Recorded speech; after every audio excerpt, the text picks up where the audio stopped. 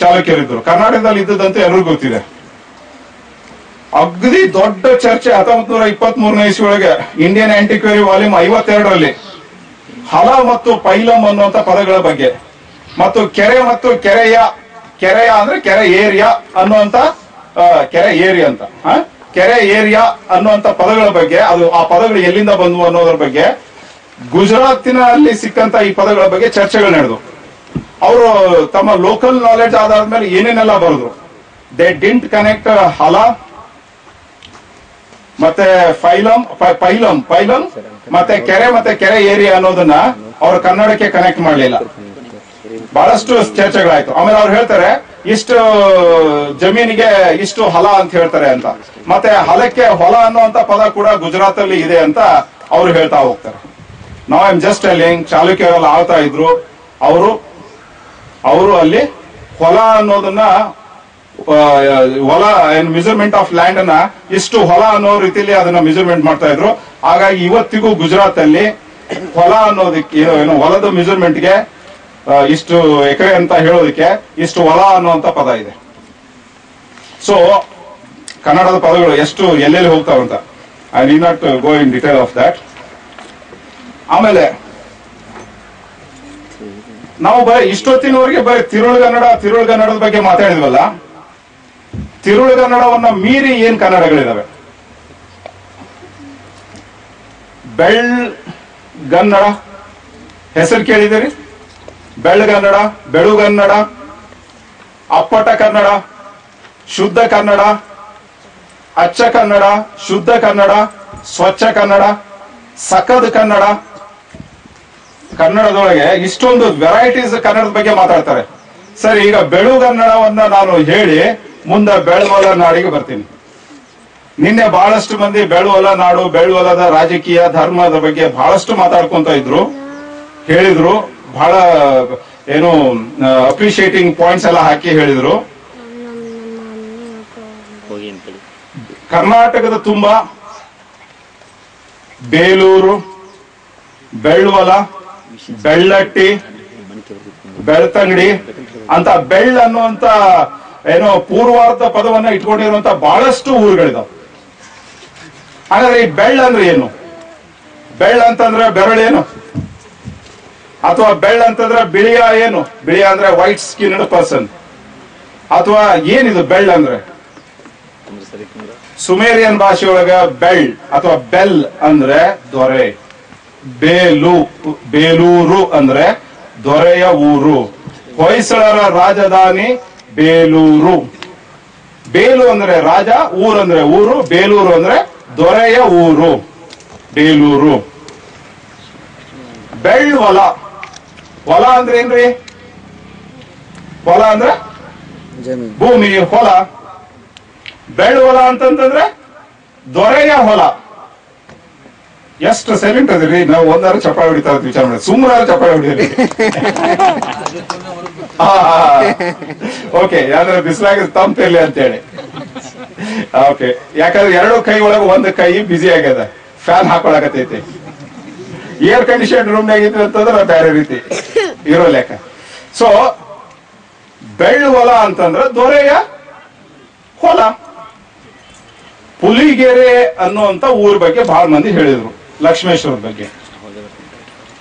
John F Fleet ಅವರು Kanarese early dynasties of Kanarese districts ಅನ್ನೋದ್ರಲ್ಲಿ ಅವ್ರ ಒಬ್ಬದ ಹೆಸರು ಹೇಳಾಕತ್ತೀನಿ. ಬಹಳಷ್ಟು ಮಂದಿ ಅವ್ರ ಅದ ಇಂಡಿಯನ್ ಹಿಸ್ಟ್ರಿ ಮತ್ತೆ ಕರ್ನಾಟಕದ ಹಿಸ್ಟ್ರಿ ಬರೆಯುವಾಗ ಬರಿತಾ ಹೋಗ್ತಾರೆ. ಪುಲಿಗೆರೆ ಬಗ್ಗೆ ಬರೀತಾರೆ. ಪುಲಿಗೆರೆಗೆ ಊರು ನಮ್ ಕರ್ನಾಟಕದೊಳಗ ಅಥವಾ ಇಂಡಿಯಾದೊಳಗ ಒಂದು ಮಜಾ ಐತಿ. ಊರು ಎಷ್ಟು ಹಳೇದಿರ್ತೈತಿ ಅಷ್ಟು ಅದಕ್ಕೆ ಹೆಸರು ಬೀಳ್ತಾವ. ಹೆಂಗ ಸಿದ್ದವ್ವ ಎಷ್ಟು ವಯಸ್ಸು ಹಾಕುವಂತ ಹೋಗ್ತಾಳೆ, ಆಕಿಗೆ ಅಷ್ಟು ಹೆಸರು ಬರ್ತಾವ. ಹುಟ್ಟಿದಾಗ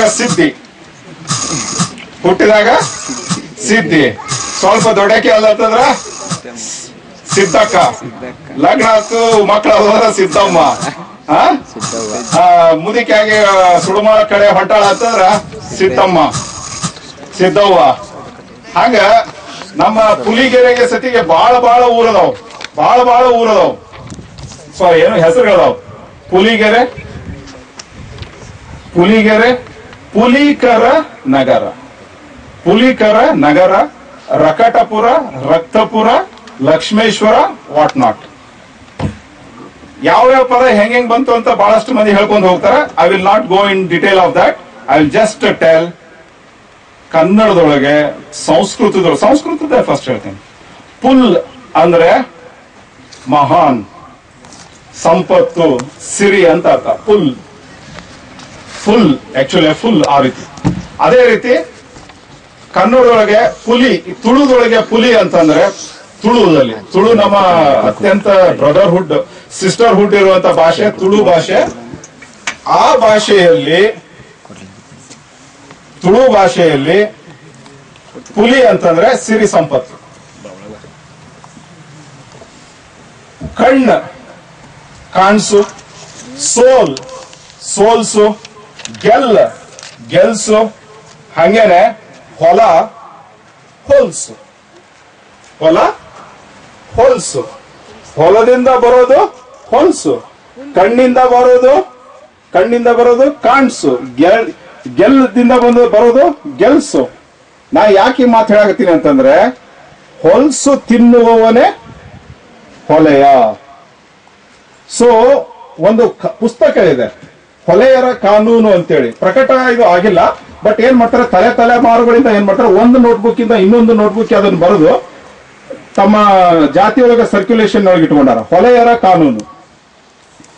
ಇದನ್ನ ತುಂಬಾ ಹಿಂದೆ ಒಬ್ಬ ಮಾದಯ್ಯ ಅಂತ ಬರೆದಿದ್ದಾನೆ. ಅವನು ಓದ್ದೋನಾಗಿದ್ರಿಂದ ಅದಕ್ಕೆ ಓದುವಯ್ಯ ಮಾದಯ್ಯ ಬರೆದಿರುವಂತ ಹೊಲೆಯರ ಕಾನೂನು ಅಂತ ಹೇಳ್ತಾರೆ. ಅದರಲ್ಲಿ ಒಂದು ಕಾನೂನು ಇದೆ, it is there in Sumerians also. ಅದರ ಗಾದೆ ಅನ್ನೋ ರೀತಿಯಲ್ಲಿದೆ, ಯಾವಂಜ ಸಾವುಕಾರ ಹಟ್ಟಿಲಿ ಕಾಲ್ ಕಡಿಯ ತುಂಬ್ಕೊಂಡಿರುವ ಸಾವುಕಾರ ಕಜ, ಕಾಸು ಮಡಿಕೊಂಡಿರುವ ಸಾವುಕಾರ ಅಲ್ಲ ಕಜ. Who is rich man? ಮನೆಯಲ್ಲಿ ಭತ್ತ, ರಾಗಿ, ಜೋಳ, ತೊಗರಿ ಬೇಳೆ, ಎಳ್ಳು ಎಲ್ಲ ತುಂಬಿಕೊಂಡಿರೋನು ಸಾವುಕಾರ, ಮನೆಯಲ್ಲಿ ಕಾಸು ಇಟ್ಕೊಂಡಿರೋನು ಸಾವುಕಾರ ಅಲ್ಲ ಅಂತ. ಸುಮೇರಿಯನ್ ಭಾಷೆಯಲ್ಲಿ ಕಾಸ್ ಅಂತಂದ್ರೆ ಚಿನ್ನ. ಸ್ವಲ್ಪ ತುಂಬಾ ಹಿಂದಕ್ಕೆ ಹೋದ್ರೆ ಚಿನ್ನ, ಸ್ವಲ್ಪ ಹಿಂದಕ್ಕೆ ಹೋದ್ರೆ ಬೆಳ್ಳಿ ಅಂತಾನು ಅರ್ಥ ಬರುತ್ತೆ, ಇನ್ನು ಸ್ವಲ್ಪ ಹೋದ್ರೆ ದುಡ್ಡು ಅಂತಾನೂ ಬರುತ್ತೆ. ಕಾಸಿನ ಸರ ಅಂದ್ರೆ ಚಿನ್ನದ ಸರ, ಕಾಸಿನ ಸರ ಅಂದ್ರೆ ಚಿನ್ನದ ಸರ. ಸೊ ಪುಲಿಗೆರೆ ಅಂದ್ರೆ ಸಿರಿ ಸಂಪತ್ತಿನ ಊರು, ಪುಲಿ ಊರು, ಹೊಲ್ಸೂರು, ಹೊಲೆಯರ ಊರು. ಹೊಲಗೇರಿ ಅಂದ್ರೆ ಹೊಲಗೇರಿ. ಚಾಳುಕ್ಯರಲ್ಲಿ ಅತ್ಯಂತ ದೊಡ್ಡ ದೊರೆ ಯಾರು? ನೀವ್ ಯಾಕೆ ಹಾಕತ್ತೀರಿ ಮೇಡಮ್ ಪೊಲಕೇಶಿ ಅಂತೇಳಿ?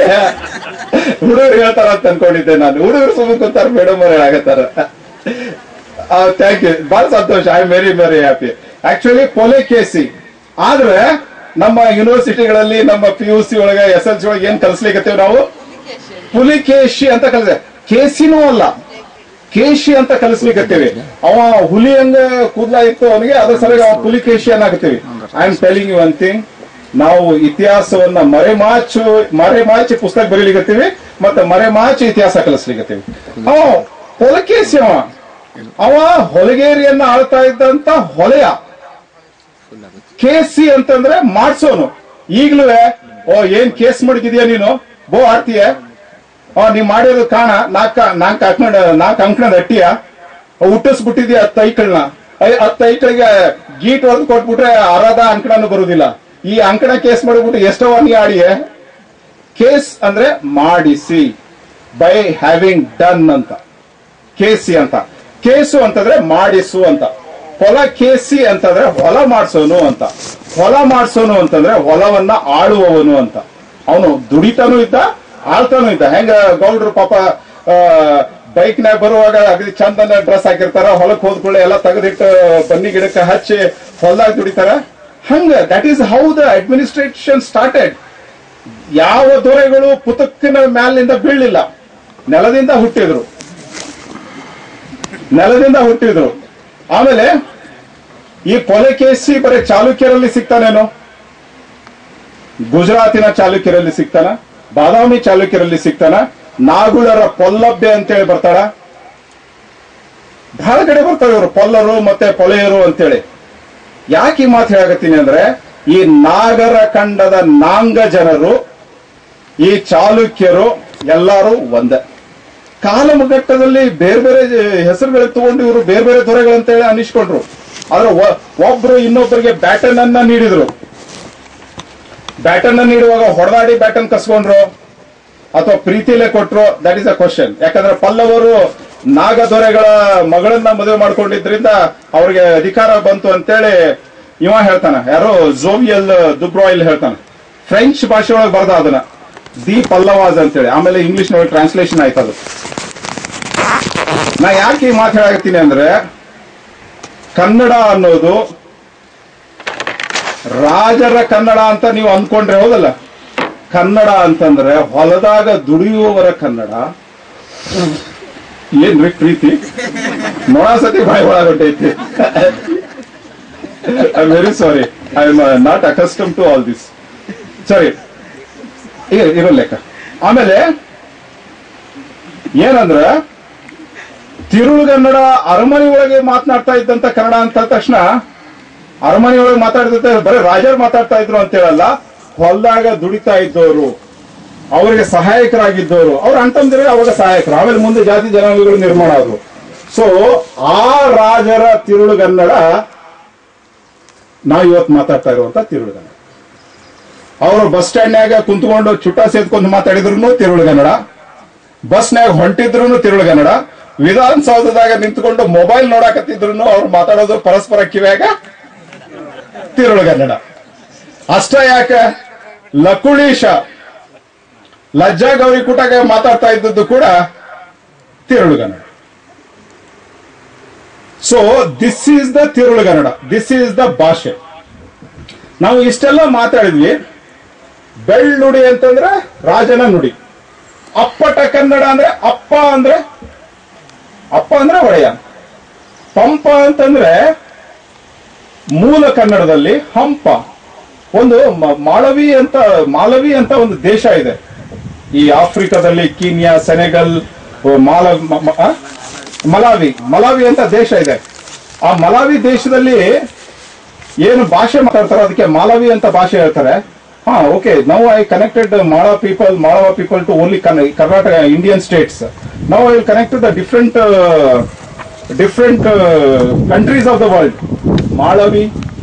ಮಾಲವಿ ದೇಶ, ಮಲೇಷಿಯಾ, ಮಾಲ್ಡೀವ್ಸ್, ಮಲಯ ಪರ್ವತ ಮುಗಿಸ್ಬಿಡೋಣ. ಇಷ್ಟೆಲ್ಲ ಬಹಳಷ್ಟು ದೇಶಗಳಿಗೆ ಕೂಡ we can connect these people. ಸರಿ, ನಾನು ಆಕ್ಚುಲಿ ಬಹಳಷ್ಟು ಮಾತಾಡೇನಿ, ನಾನು ಮುಗಿಸೋದ ಒಳ್ಳೇದು. ಅಪ್ಪಟ ಕನ್ನಡ ಮತ್ತೆ ಬೇರೆ ಬೇರೆ ಕನ್ನಡದ ಬಗ್ಗೆ ಮಾತಾಡೋದಿತ್ತು.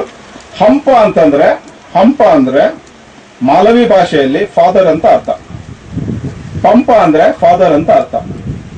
ಆಮೇಲೆ ಮಾಲವಿ ಜನರ ಒಂದು ಧರ್ಮ ಇದೆ. ಈ ನಮ್ಮ ದುರ್ಗವನ್ನ ದ್ಯಾಮವನ್ನ ಪೂಜೆ ಮಾಡೋದು ತಾವು ನೋಡಿರ್ಬೇಕು. 3 ಕಲ್ಲುಗಳನ್ನ ಇಟ್ಟು ಪೂಜೆ ಮಾಡೋದು, ಒಂದು ಗಿಡಕ್ಕೆ ಪೂಜೆ ಮಾಡೋದು. ಯಾವಾರ ಸತ್ರ ಅಂದ್ರೆ ಅವ್ರನ್ನ ಹೂತ್ ಹಾಕಿ ಅವ್ರ ಗೋರಿಗೆ ಒಂದು ಗಿಡ ನೆಡೋದು, ಆ ಗಿಡಕ್ಕೆ ವರ್ಷಕ್ಕೊಂದ್ಸರಿ ಹೋಗಿ ಪೂಜೆ ಮಾಡೋದು. ಈ ಬೇವಿನ ಗಿಡ ಅಥವಾ ಈ ತರದ ಗಿಡ ನೆಟ್ಟು ಅಲ್ಲೇ ಒಂದು 3 ಕಲ್ಲುಗಳು ಇಡೋದು, ಅಲ್ಲೇ ಒಂದು ಬಲಿ ಕೊಡೋದು ಎಲ್ಲ ಮಾಡ್ತಾರಲ್ಲ. ಈ ತರದ ಧರ್ಮಕ್ಕೆ ವರ್ಲ್ಡ್ ವೈಡ್ ಅಲ್ಲಿ ಎನಿಮಿಸ್ಟಿಕ್ ರಿಲಿಜನ್ ಅಂತ ಹೇಳ್ತಾರೆ. ಮಾಲವಿ ಭಾಷೆಯಲ್ಲಿ ಆ ಧರ್ಮಕ್ಕೆ ಈಗ್ಲೂ ವಲಯ ಧರ್ಮ ಅಂತ ಹೇಳ್ತಾರೆ. HOLAY, ಹೊಲೈ ಧರ್ಮ ಅಂತ ಹೇಳ್ತಾರೆ. And this is noted by UP Upadhyaya and Sushila Upadhyaya in their book Afro Dravidian languages ಅನ್ನೋ ಪುಸ್ತಕದಲ್ಲಿ ಇದನ್ನ ಅವರು ಲಿಂಕ್ ಮಾಡ್ತಾರೆ. And this research was done by them on the request of the president of Senegal. ನಾನು ಯಾಕೆ ಮಾತು ಹೇಳ್ತಾ ಇದ್ದೀನಿ ಅಂದ್ರೆ, ಕನ್ನಡದ ಜನ ತುಂಬಾ ಪ್ರಾಚೀನ ಸಮಯದಲ್ಲಿ they were connected to the Africans, Mesopotamians and several other countries. ಇಷ್ಟು ಹೇಳಿ ನಾನು ಮಾತು ಮುಗಿಸ್ತೀನಿ. ಆದ್ರೆ ಈ ತಿರುಳುಗನ್ನಡ ಪುಸ್ತಕದ ಅಥವಾ ಮಾತಿನ ಆಶಯಗಳನ್ನ ನಾನು ಮುಂದೆ ಹೇಳ್ಬಿಡ್ತೀನಿ ಒಂದು 4-5 ಪಾಯಿಂಟ್ ಅಲ್ಲಿ. ಇದರಿಂದ ಏನಾಗುತ್ತೆ ಅಂತಂದ್ರೆ, ಇನ್ ಮುಂದೆ ಫ್ಯೂಚರ್ ಅಲ್ಲಿ ನಮ್ಮ ಕನ್ನಡದ ಆಂಟಿಕ್ವಿಟಿ 2500 ವರ್ಷ ಅಲ್ಲ, it is more than almost 10,000 plus ಅಂತ ಹೇಳಿಕ್ ಬರ್ತದೆ. ಆಮೇಲೆ ನಮ್ಮ ಬರುವಂತ ಎಲ್ಲಾ ರಿಸರ್ಚ್ಗಳು ಈ ಆಧಾರದ ಮೇಲೆ ನಡೀಲಿ ಅಂತ ನಾನು ಒಂದು ಆಶಯವನ್ನು ವ್ಯಕ್ತಪಡಿಸ್ತೀನಿ. ಯಾಕಂದ್ರೆ ಸುಮೇರಿಯನ್ ಈಗ ತಾವು ಪರ್ಮಿಷನ್ ಕೊಟ್ಟರೆ ಒಂದು ಸ್ವಲ್ಪ ಮಾತಾಡಿ. ದೊರೆಗಳ ಹೆಸರು ಹೇಳ್ಬಿಡ್ತೀನಿ. ಸುಮೇರಿಯನ್ ಭಾಷೆ ಒಳಗೆ ಚ ಅಂದ್ರೆ ದೊರೆ, ಲು ಅಂದ್ರೆ ದೊರೆ, ಕಿ ಅಂದ್ರೆ ಭೂಮಿ. ಚಾಳುಕ್ಯ ಅಂದ್ರೆ ಈ ಭೂಮಿಯ ದೊಡ್ಡ ದೊರೆ ಅಂತ ಅರ್ಥ.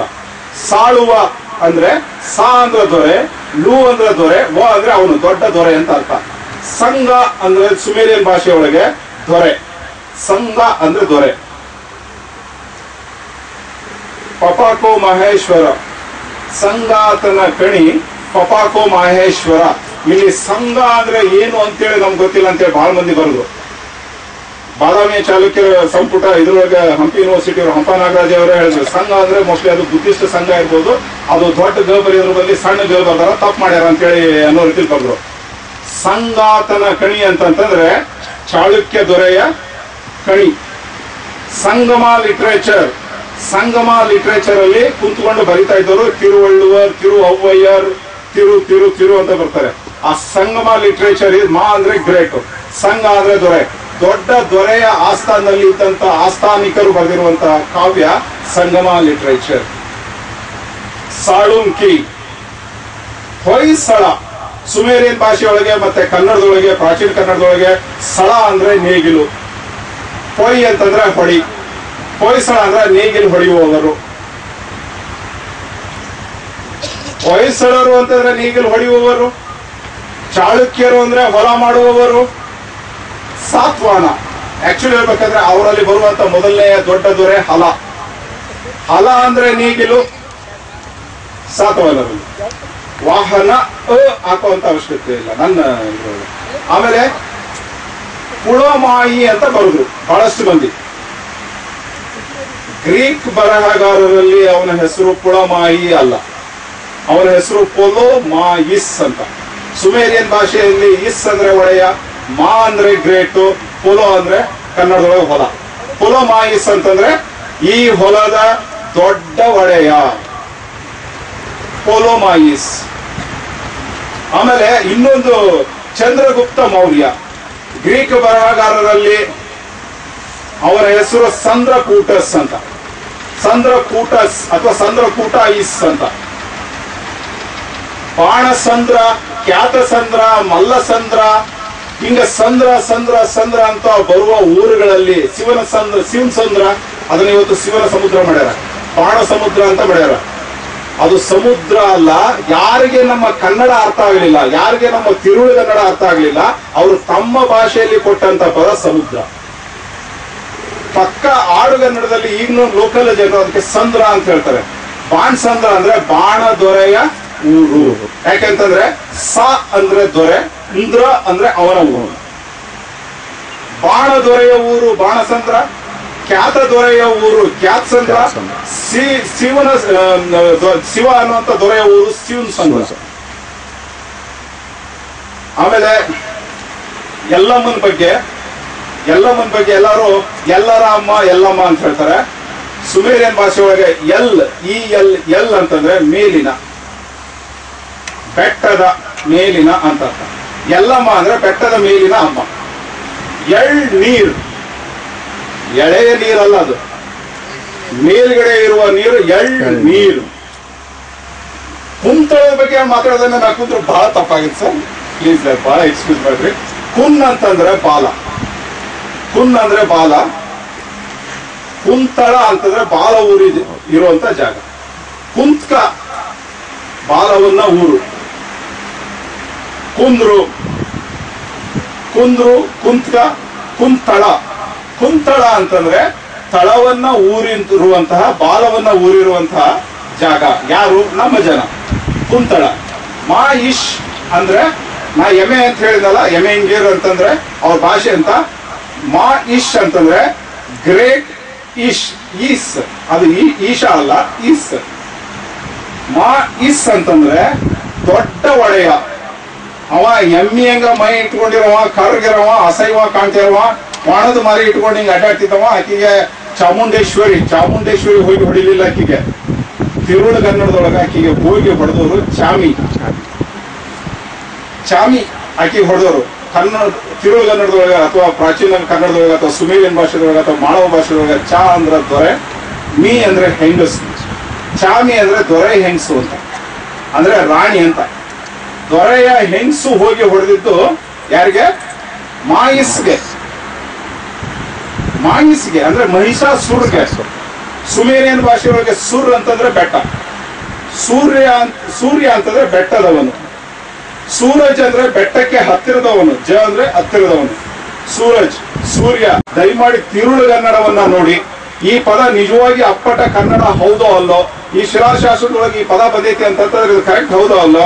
ನಾವು ಸುಮ್ಮನೆ ಇದನ್ನ ನಾನು ಸಂಸ್ಕೃತ ಕಲ್ತೀನಿ ಅದಕ್ಕೆ ನಾನು ಸಂಸ್ಕೃತದ ಮೂಲಕ ಇದನ್ನ ನಾನು ನೋಡ್ತೀನಿ, ನಾನು ಇಂಗ್ಲಿಷ್ ಕಲ್ತೀನಿ ಅದಕ್ಕೆ ನಾನು ಇಂಗ್ಲಿಷ್ ಮೂಲಕ ಇದನ್ನ ನೋಡ್ತೀನಿ, ನಾನು ತಮಿಳ್ ಕಲ್ತೀನಿ ಅದಕ್ಕೆ ನಾನು ತಮಿಳ್ ಮೂಲಕ ಈ ಪದ ನೋಡ್ತೀನಿ ಅಂತೇಳಿ ಹೇಳೋದು ಬೇಡ. ಇನ್ ಮುಂದೆ ಇದು ಕನ್ನಡದ ಪದ ಹೌದೋ ಅಲ್ಲ, ಇದು ಆ ಕಾಲದ ಭಾಷೆ ಹೌದೋ ಅಲ್ಲ ಅನ್ನೋದನ್ನ ನೋಡಿ ಮುಂದೆ ವಿಚಾರ ಮಾಡ್ರಿ. ಮತ್ತೆ ನಾವೇನು ಸ್ವಲ್ಪ ಹೆಚ್ಚು ಕಡಿಮೆ ಮಾತಾಡಿದ್ರೆ ದಯಮಾಡಿ ಕ್ಷಮಿಸ್ರಿ. ಮತ್ತೆ ಏನಾರ ಇತ್ತಂದ್ರೆ ದಯಮಾಡಿ ಕೇಳ್ರಿ. ಧನ್ಯವಾದಗಳು ಧನ್ಯವಾದಗಳು ಧನ್ಯವಾದಗಳು. ಬೇಡ, ಅಚ್ಚುಕಟ್ಟು ಇದೆ. ವ್ಯಾಪ್ತಿ ಮೀರಿಯೂ ತಿರುಳುಗನ್ನಡ ಬೆಳೆದಿದೆ. ಅದರ ವ್ಯಾಪ್ತಿಯನ್ನು ಗುರುತಿಸಲು ಅಸಾಧ್ಯ. ತಿರುಳುಗನ್ನಡ ತಿರುಗಿ ತಿರುಗಿ ನಿನ್ನ ಸುತ್ತ ತಿರುಗಿದರು ನಿನ್ನ ಎಲ್ಲೆ ನಿಲುಕದು, ನಿಲುಕಿದರು ನಿಲುಕದಂತೆ ಮಾಯಾಂಗನೆಯ ಸವಿ ನುಡಿನಿ ಎಂಬ ಒಂದು ಮಾತಿನಂತೆ ತಮ್ಮ ಉಪನ್ಯಾಸವನ್ನು ಮಾಡಿದ್ದಾರೆ.